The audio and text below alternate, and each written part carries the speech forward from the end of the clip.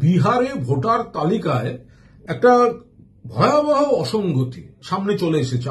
এই এসআইআর চলাকালীন 22শে জুলাই বিহারে খোঁজ মেলেনি এমন ভোটারের সংখ্যা ছিল 11,484।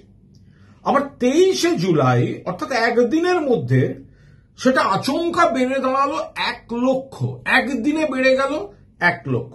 এবার যদি দেখেন ভোটার কভারেজ ছিল 88.18%। Voter coverage 88.18%। তখন বাতিলের জন্য চিহ্নিত ভোটার 35 লক্ষ। আবার যখন সংখ্যাটা কভারেজ বেড়ে 98.01%, তখন ওই 35 লক্ষ সংখ্যাটা অদ্ভুতভাবে বেড়ে গিয়ে 56 লক্ষ। অর্থাৎ নতুন করে সমীক্ষা করা 77.62 লক্ষ ভোটারের মধ্যে 21 লক্ষকেই বাতিলের জন্য চিহ্নিত করা হয়েছে। তাহলে কারা এই ভোটার যাদের তালিকা থেকে ছেঁটে ফেলা হচ্ছে? এই সংখ্যাগত কারসাজি এটা রাতারাতি কি করে ঘটলো?